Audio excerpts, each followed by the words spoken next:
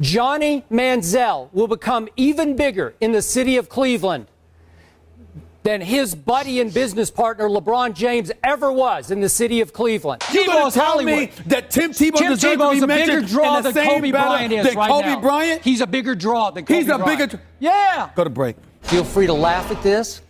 If Michael Jordan sat still at number 2 and took Austin Rivers, I wouldn't have a huge problem with that. That's how much I love this kid. The reason I can't put Steph Curry in there quite yet, he's just too little.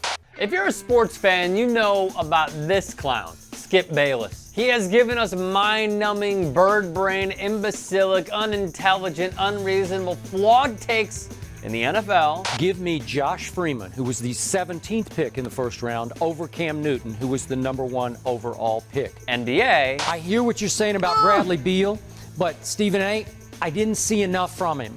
The guy I would sit still and take is Michael Kidd Gilchrist because of all the rest. And many more. He sang the praises of Johnny Football. Johnny Football? My guy, Johnny Football? Called for a coach to be fired if he didn't draft Manziel and died alone on this hill. That if the Houston Texans pass on Johnny Manziel, they will forever regret it. He's going to be a franchise player. He's going to be a star. He will make Pro Bowls. He's a poor evaluator of talent. The Indianapolis Colts are about to make a huge mistake. You saying Andrew Luck is going to be a bust? Nope. Okay. Nope. I think he'll be very good.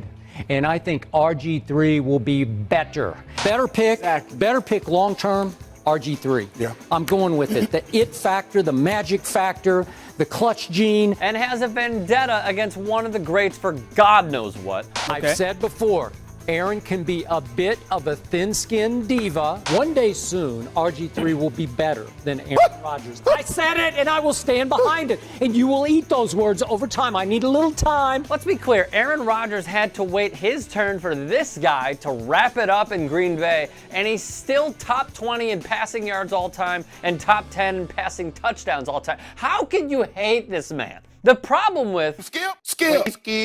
is he has manipulated sports fans to a T. He picks his spots precisely like Greg Maddux on the mound, throwing BBs at the colossal heads in sports that await statues post-retirement, like LeBron James. LeBron James, as great as he is, as gifted as he is, was not born with a clutch gene. If I could start a team with either a 22-year-old LeBron James or a 22-year-old Larry Bird, I'm taking Larry Bird. Can he, right now, at 52 years old, Right here, right now. beat LeBron one-on-one? I mean, and beyond, come on.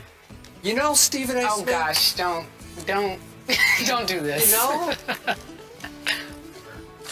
he just might be able to. Don't do He this. just might be able to. None was worse than the sheer hypocrisy Skip had with former Yankee great Derek Jeter. I also consider this question blasphemous because Derek Jeter does not belong in the same breath with my top 5 Yankees, and I'm sorry. So not top 5, right? Or is he? Is Derek Jeter now, with 3,000 hits, the only Yankee ever to do that? Is he in the top 5? Babe Ruth, enough said. Lou Gehrig, Mickey Mantle, Whitey Ford. Derek Jeter belongs on the list. Through all of this, he's looked inhumane, though he humanized himself by displaying his true colors, a lack of empathy. You know what? You're right. I didn't get fired twice as a head coach. It's okay. I get it. All right, well, This is that's not nice, Skip. hold on. This is Skip's answer to everything. When he gets beat up, as badly as he's been beat up today, it's nobody like, beat me up. I didn't get fired twice. All right, listen, I mean, listen, guys. I it's a understand. pathetic attempt to win the argument at the end. That's not nice, Skip. However, none was worse when Bayless, then writer in the Dallas-Fort Worth area, put out a book in 1996 titled Hell Bent. In it, he smeared Cowboys legend and Hall of Fame quarterback Troy Aikman's name, writing a unsubstantiated claim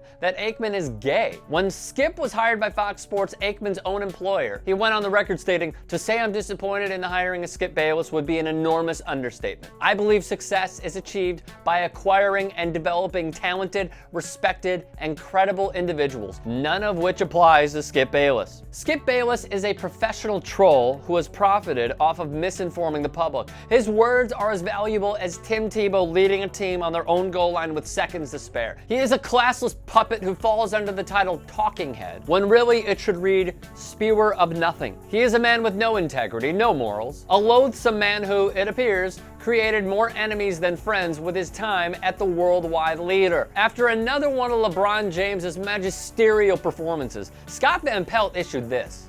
It is time to find a new axe to grind if you have made your living ripping him. Find a new axe. As fitting as Chris Broussard having to sit through one more damn Skip Bayless rant.